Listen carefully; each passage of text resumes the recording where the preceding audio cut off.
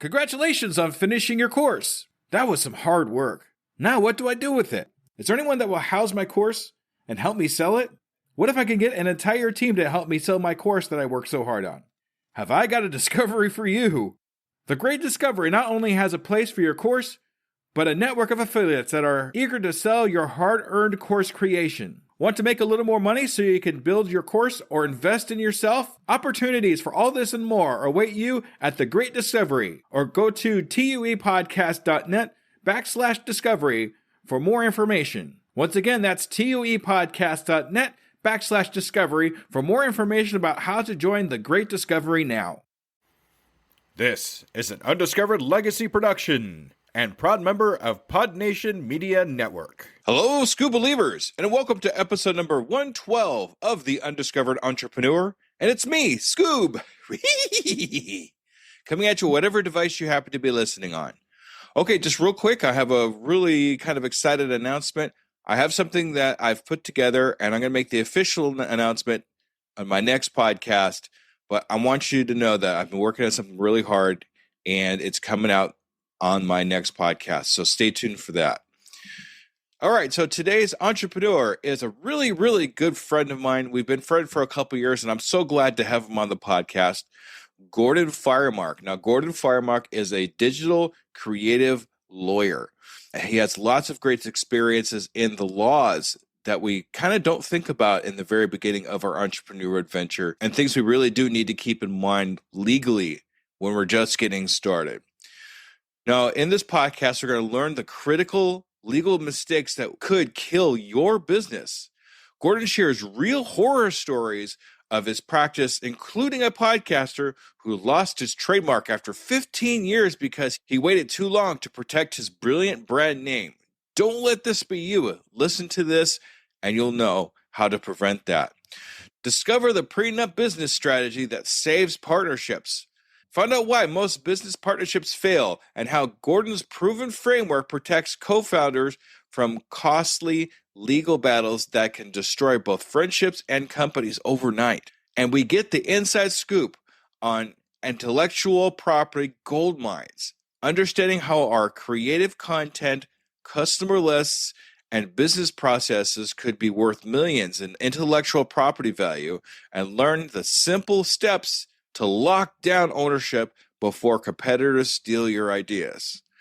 So, ladies and gentlemen, let's listen to my good friend, Gordon Firemark. Are you ready to unlock your entrepreneur potential? Are you ready to break free from all the barriers holding you back? Then you've come to the right place. Welcome to the Undiscovered Entrepreneur, your first step in getting across the start line. I'm your host and guide, Skoob, and I'm here with one mission: to help you overcome the obstacles standing between you and the start of your adventure. Whether you're dreaming of launching a startup, creating the next big app, or turning your passion into a thriving business, this podcast is your launch pad. Together we'll navigate the challenges, overcome hidden boundaries that stop us from starting, and learn how to overcome them with the help of others, experience them right along with you. So are you ready to take that crucial step to transform from aspiring to inspiring? Then let's get across that start line together, right here, right now, on the Undiscovered Entrepreneur.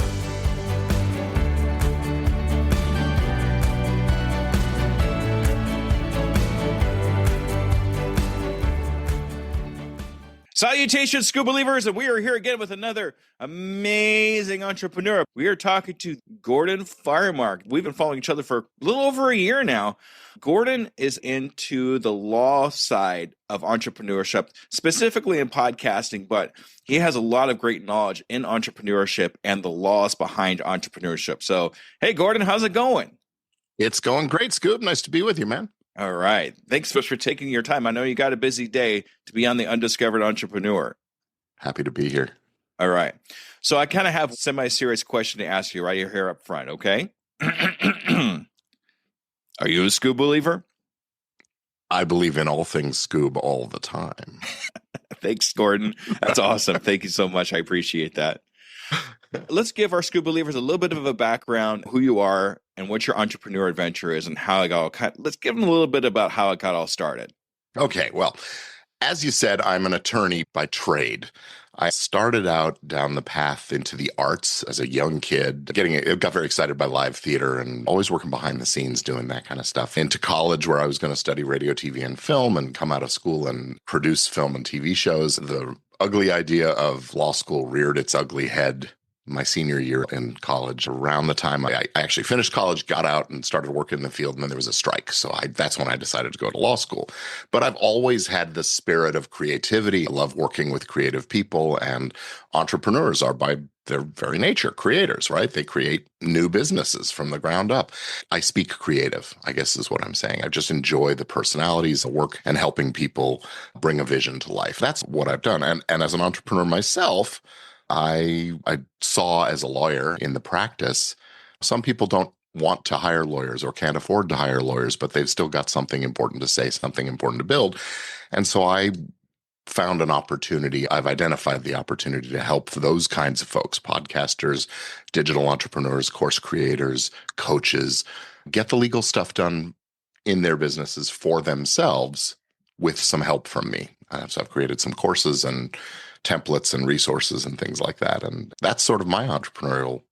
I love to educate. I love the sound of my own voice. Let's be honest. It's really rewarding to me to be able to help people at all levels of their journey. Yeah, absolutely. It's funny because we, as entrepreneurs and creatives, we get so excited about putting something out there that's new, that's flashy, that we're really proud of. But sometimes we get so caught up in that we don't remember that there's a background to that we have to be careful about what we put out there and that kind of thing too.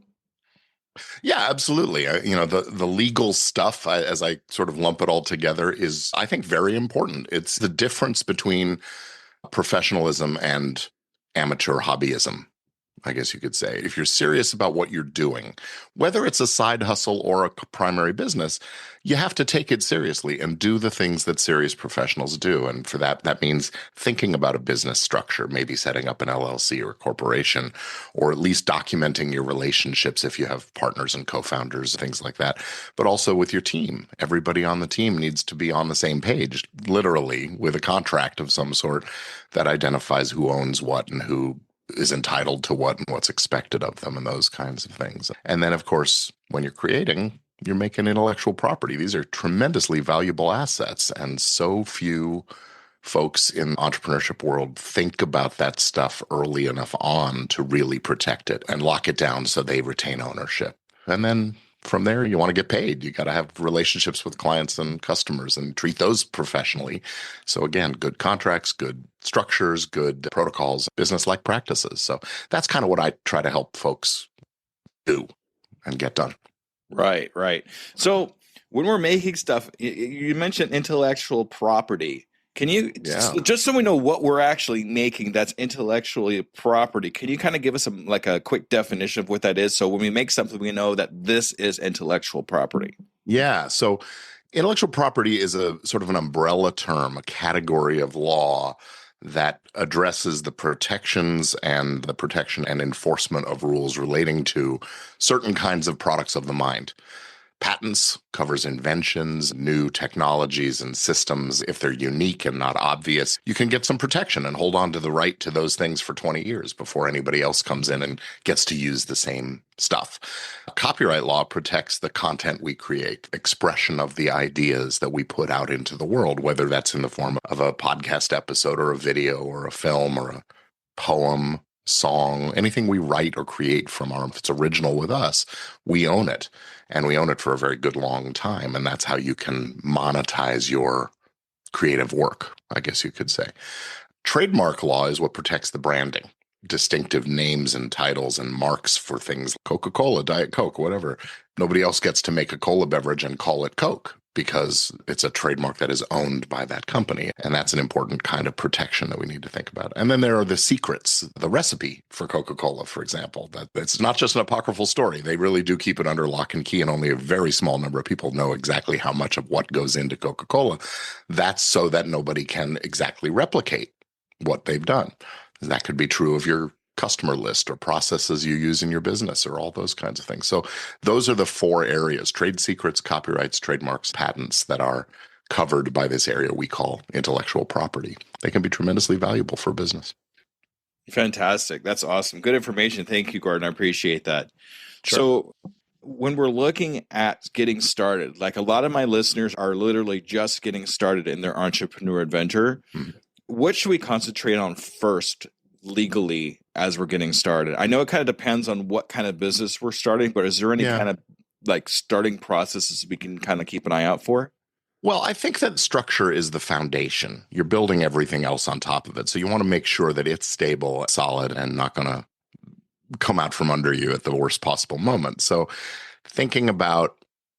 at least thinking about, is there a structure to be built? Now, a lot of folks do have to start up bootstrapping and they're just doing it on their own. They hang out a shingle, so to speak, and they are the business as what we call a sole proprietor. But if you have a co-founder, a partner, a co-anything in your business, it's really important to get that relationship documented in writing. In the podcast world, I refer to it as a podcast prenup, articulating who gets what if things don't go right, and how are we going to break it up? If we break it up, is somebody going to get to continue the business?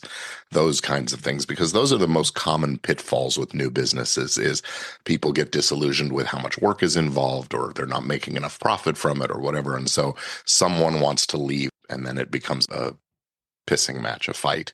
So some kind of a prenup. Better is the LLC format. So if you're starting a business, doing business, sooner rather than later, I think it's important to get it set up as a separate entity from your personal stuff. That's to shield you and your personal assets from the kinds of liabilities and risks that come in being in business, and vice versa, to shield the business from your personal liabilities. Imagine this: you've built this great business and you get in a car accident and the person is paralyzed and your insurance isn't enough to cover it all, so they come after your personal assets. And next thing you know, the victim, and it's a horrible thing, but the person who was hurt in the accident now owns your business. That's probably not what you want. So if you can keep them separate legally using structures like limited liability companies or corporations, that is a useful tool for maintaining the integrity of the business and its continuity in the case something changes, if somebody dies, those kinds of things. With a partnership or a proprietorship, if an owner is gone, company's gone, and it has to sort of start over. Not always that hard, but yeah. So I think the entity structure is the important first consideration. Well, I should say, that's a first consideration after you've sort of figured out what's the plan for this business. What's the problem our ideal customer has that we're going to solve for them, and how are we going to deliver that solution? And that may mean that your contract with your client actually sort of comes first, because you're bootstrapping and starting something sort of off the cuff. So it sort of does depend on what you're doing and how you're doing it. So from what I'm made to understand, the most common one is the LLC. I mean, that's the one I went for. Yeah, corporations are an older form of business entity. The invention of the corporation goes back to the Dutch East Indies Corporation, when they were doing shipping around the world, and each ship was its own corporation, so that if one ship went down, it didn't sink the whole business. Those kinds of things. And it was also a way to bring in investors and spread the risk and the wealth across things. But they became a little unwieldy to operate in some instances. There's a lot of hoops to jump through with corporations. And so the LLC is a newer, just started in the late 80s, a newer kind of entity that most places in the US anyway recognize, and a lot easier to operate. It's basically just a contract between the owners and the company. It's kind of hard for me to hear the word late 80s and newer in the same sentence. So I'm just still trying to figure that out. Well, I was in law school in the late 80s, so I was a full-baked adult by that point. So. Oh, man. But, in the scheme of things, when we're talking about hundreds of years, 80s is just 50 years ago. Yeah. 40 years. All right. So also, something that came up for me, too, when I was just getting started, too, is applying for a fictitious name. Yeah. And I know that kind of depends on the state, but can you give us a little more insight on that? So what this is about full disclosure and making it possible, transparency, making it possible to find the owner of the business if somebody wants to sue, if there's a reason to be in contact. Now, when you form an LLC or a corporation, you don't need, if you're doing business under the name of the company, you don't need to file a fictitious business name statement, also sometimes referred to as a DBA, doing business as. Because the corporation itself or the LLC itself is registered with the state, so it's possible to track down who is behind it. But if you're doing business as a proprietorship or a partnership and you're calling the public facing business is not named the same as the company, then the public has a right to know who's behind this. And the usual way is you file a certificate with the county that tells them these are the people who own this company and how to reach us and so on. And then most places, I think they require you to publish it in the newspaper of widest circulation a few times over a course of a few weeks so that it's searchable. So there's records out there for people to find if they decide they want to come find you. And usually there's a modest cost for filing the DBA. It's much less than filing an LLC or something. And I think it renews every few years. Some places it's like every 5 years. Awesome. Now, when we file for an LLC, do we necessarily need to have a lawyer? I'm sure it's a good idea to have a lawyer to help you with an LLC or applying for anything when it comes to that. But when it comes to LLC, do we absolutely have to have a lawyer? No, it is possible to file an LLC yourself or to use one of these. I use the vending machine metaphor, the online services where you put in your money and you answer a few questions and it spits out a plain vanilla basic LLC or corporate stuff and gets the things filed for you.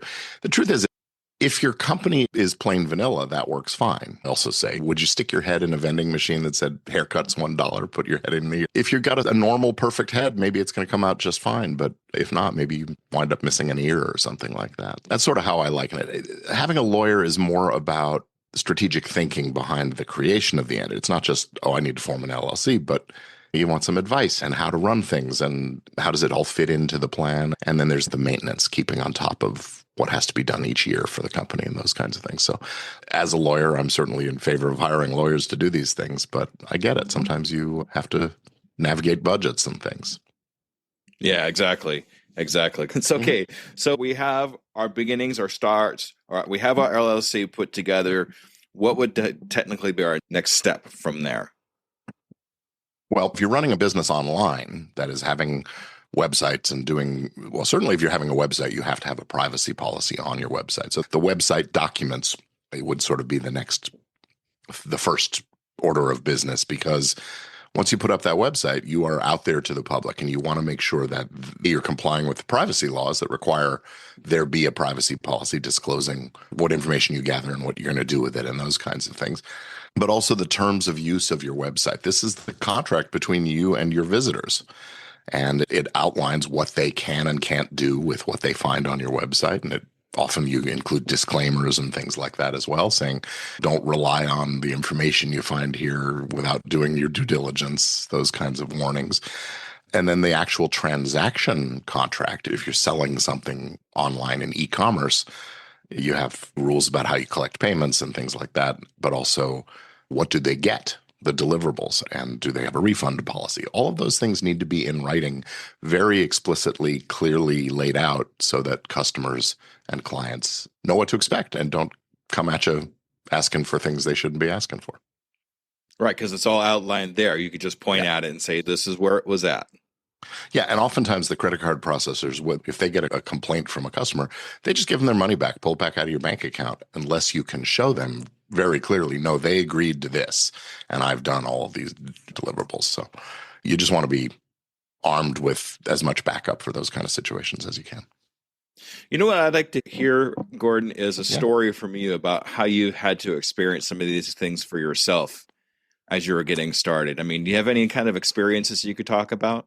Well, I fell into the no refund policy trap myself early on with some of my courses. And I had somebody come back. I think I said it was a 30-day refund policy or something like that. And it was 45 days in. Someone came and asked for the refund. And I told them, your 30 days is up and you sort of missed that opportunity. What can I do to make it right? And next thing I know, I got a charge back from the credit card, and that put my bank account into overdraft status briefly. And it's embarrassing, if nothing else. So you can bet I went out and wrote a rock solid refund policy right away. And I've had the situation with a collaborator where we ended up having a bit of a disagreement about ownership and division of proceeds and how we were going to calculate the profit, what expenses were coming off the top and things like that. And we worked that out without too much trouble, but, sort of made me wish I'd had a prenup in place before that. And so, yeah, some of this is learned from experience, but a lot of it is also just learned from case study work as a lawyer. You read a lot of cases about people who've had it a lot worse than I could ever expect. So, and you want to try to help people avoid those. Yeah, definitely. We got to take those extra steps so we understand we can kind of watch our backs, as it were, as we're going along in our entrepreneur adventure to make sure that these things are covered because they're very important. Things like the LLC, like taxes. I mean, that's definitely something we have to worry about as entrepreneurs, the taxes that we have to deal with. Yeah. I'm not an accountant. I'm not a tax advisor, but if you're not planning for your taxes, you're planning to get hit with taxes harder than you like. That's something to definitely think about. Talk to a professional who can give you some advice about that as well. But one of the things that I want to say about all this and getting your legal stuff done really is the most important thing you can do to sort of position yourself for growth and success and profit and achieving the kind of impact and influence that you're after. I had a client who, in the podcasting space, who had chosen a brilliant title for his show. This is the brand that he puts out there to the world. And it was great. It sort of captured the imagination. It had a sort of triple entendre kind of a meaning in the name, very buzzwordy kind of a thing. And he was podcasting for 10, 15 years or something like that before someone else came into the marketplace and adopted a brand that was very similar, used that same buzzword, captured a similar impression. And he came to me and said, what can I do? How can I stop them? And I asked him, did you register a trademark? And his answer was no, he hadn't bothered. He had waited all these years to protect the brand of his show and his whole company. So we quickly hustled to go file a trademark registration, just at least get that taken care of. Better late than never. But unfortunately, in this case, it was too late because they had already registered their title. And they hadn't even launched a podcast yet, but they had registered it on what's called an intent to use basis. And once that goes through, you get an opportunity to extend it for several years before you have to either fish or get off the pier. So they never did launch their show, but it took 4 years of us waiting, arguing with the trademark office to get them to give my client his trademark so he could prevent this from happening again in the future. Finally, it all said and done, but at what cost of time, energy, headaches, and money, of course. We could have gotten it done much more easily had we done it early on in the game of things. Right. And that's a very, very good example of getting these things done probably right up front. Like you said, the other company got it before even the podcast went out. Right. Biggest mistake is waiting too long. Definitely. Yeah, absolutely. So don't take your time. Don't dilly-dally. Do it, as soon as you get a chance to do it, do it. Yeah. I know you've probably heard a couple of my podcasts, and we do talk about. I'm going to change gears here a little bit. We do talk about the 4 hurdles of stop, which is imposter syndrome and perfectionism, failure, and fear. And I know you've come across many, many new entrepreneurs that are just getting started because that's what you do. The law side of things is help people get started in that aspect. And which one of those things you think you experience most, if not for other people, but for yourself too? Well, I think fear is the big one. I mean, I think imposter syndrome is a kind of fear. I think perfectionism is also, a manifestation of a kind of fear. What was the fourth one? Failure and fear. Yeah. Failure and fear. Yeah. So, all of those sort of stem from a root cause of being afraid of either being exposed as a fraud or as just not being who you're putting out to the world, or of just not achieving things, and then the embarrassment and shame that might come with that. So I think the fear that prevents us from putting it out there in the first place. We have to be bold. We have to be brave and take big action, even at the risk of being embarrassed, exposed, or losing money or whatever else. That's what business is. That's what entrepreneurship is risk-taking. And bold, decisive action in the direction of your goals will always move you closer to those goals than sitting on your hands doing nothing. One of the premises I will put out there is that when you have your business and legal and the kinds of things I talk about taken care of, squared away, your business affairs in order, you feel more confident taking those actions. It bolsters that sense of, I don't have to be afraid of this because I'm protected, or I don't have to be afraid of this because I've done the right things and I'm putting a professional foot forward. So it all plays together. You get rid of the fear by confronting it and doing what needs to be done to, if it's imposter syndrome, you make sure your credentials are up to par and that you actually do know what you're talking about, and remind yourself of those things. When it's the legal stuff, it's, hey, I've got it squared away. That's awesome. Thank you for that. I just want to touch on that a little bit because that is one of the main subjects of the podcast. I just wanted to see what your take was on it, since it's kind of a different visual aspect of it because it's kind of on the law side of things more than anything else. Yeah. So if you were to come across a new entrepreneur that was just getting started, would that be your first piece of advice to them, was to get their law stuff in order? I'd say it's the second piece of advice. I think having a business plan, having a business and a marketing plan, really knowing who you serve, what problem they have that they want to solve and are willing to pay to solve, and then offering them that solution and knowing how you're going to deliver it. That's the planning phase of things. I would say once you're ready to move beyond planning and into action, maybe launching a prototype or minimum viable product kind of thing is a first step. But yeah, I'd say put the legal stuff as a fairly high priority, especially if you're working with a team. All right, good. That's good stuff. Here's a question I haven't asked in a really long time, but I like you, Gordon. You're an awesome guy. We've shook hands at PodFest and all that good stuff. What is one question you wish I would have asked you but didn't? I'm always missing one really good question that everybody's waiting for, but I just don't ask the question. Is there anything like that for you? That's a hard one. People don't ask about my own priorities and how I run my business very often. And my answer to that question, I would say that my priority is my family. I love my wife and kids. I want to provide a comfortable environment and house for them and live a lifestyle we enjoy. And that's what drives my business. And I think it's important to always have in mind your vision for why you're doing this, because entrepreneurship is hard. It is not the easy path of go to work 9 to 5, come home, collect a paycheck. And when you get caught in the mire of things and the struggles of the business and the everyday and the stresses and things, it's really important to be able to remember, why am I doing this? Who am I doing this for? A book I read years ago talked about lawyers, and some lawyers would have a picture of their family on their desk, and some people would have a picture of the Lamborghini, and some would have a picture of the boat. And to a one, that was their why. This is why I'm doing this, because I either have this thing I have to keep alive and support, or I want this thing. And so, what's your Lamborghini? There you go. I'm hoping that was a rhetorical question, because Lamborghini is definitely not high on the list there. Okay. No, it is metaphorical. Yeah. All right. So this is a tradition I have with all my guests. In the next 6 months, where do you see you and your company? Do you have a 6-month goal for yourself?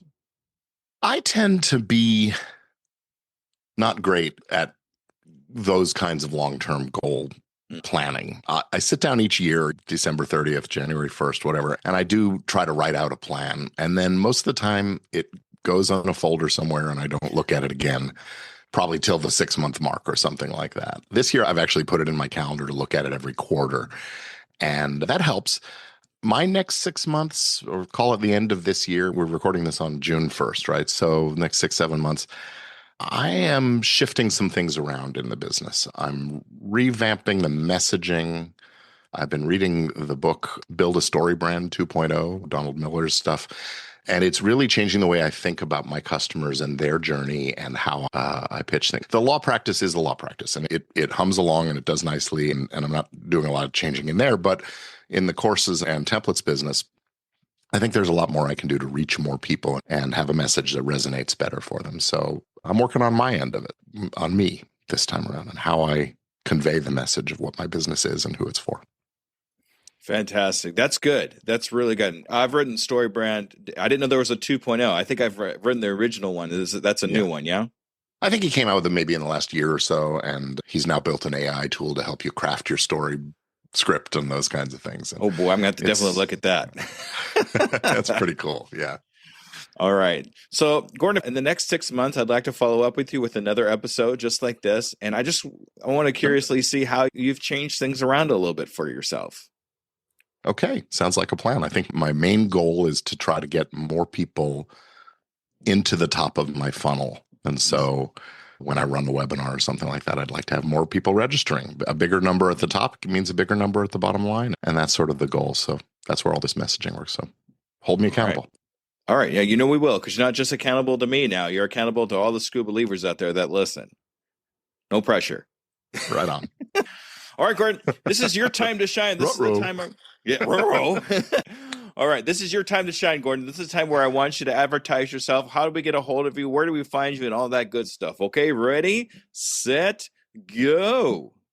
Well, the central hub for all things related to what I do, GordonFiremark.com. That's GordonFiremark.com. That's where you'll find information about my courses and templates and things like that.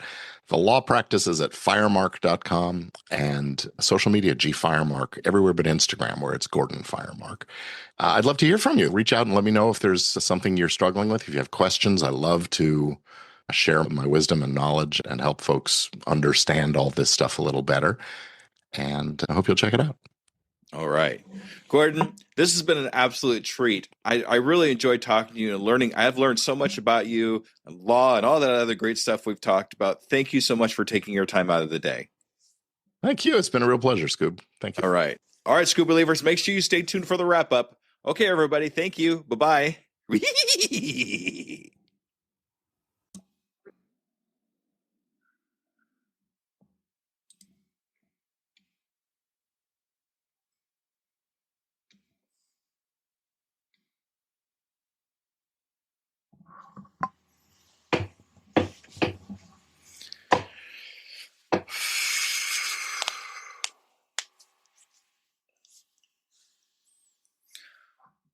All right, ladies and gentlemen, that was Gordon. Thank you, Gordon, so much for taking the time out of your day to be a Undiscovered Entrepreneur.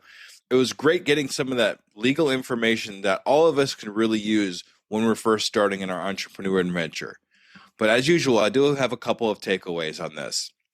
Your creative work is your fortune, protected like gold. Every podcast episode, video, course, or piece of content you create is valuable intellectual property that could generate income for decades to come.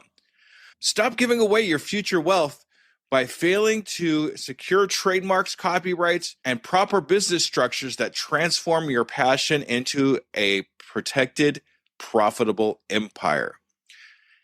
And also, fear is just success waiting to happen. Take bold legal action now. The difference between amateur dreamers and professional entrepreneurs isn't talent or luck. It's having the courage to invest in proper legal foundations that give you the unshakable confidence to scale big. When your business affairs are bulletproofed with LLCs, solid contracts, and trademark protection, you'll stop playing small and start taking the massive action that creates legendary success stories. With that, I'm going to say thank you, Skoob believers, for another great episode. Make sure you stay tuned for the next episode where I have that big announcement for you. All right, Skoob believers, thank you. Bye-bye. And there you have it, future entrepreneurs. We've taken another step towards our journey to get across that start line. Remember, every great business starts with a single idea and the courage to pursue it. You've already shown that courage by joining us here today.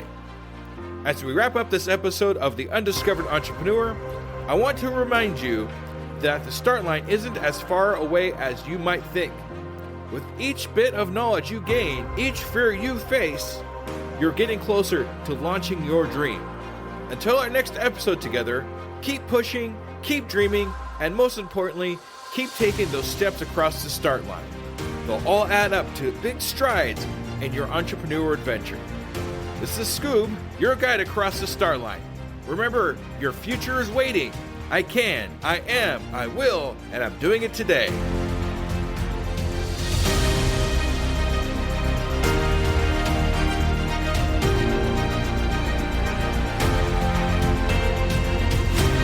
Do you find yourself faltering when speaking in public? You definitely know what you're talking about, but you just can't seem to get over the horrific fear, and imagining people in their underwear is just not working. Whether you're gearing up for a big presentation or just looking to improve your daily communications, Leslie Fiorenzo is your go-to resource for mastering self-promotion, facing your audience fearlessly, and communicating with authority. Don't miss out on your opportunity to elevate your game. Contact Leslie Fiorenzo now, or go to tuepodcast.net/speak to step into the spotlight with confidence. Your adventure in public speaking mastery starts here and now. Don't wait to get your voice heard. Book your free consultation at tuepodcast.net/speak to start your adventure in speaking excellence today.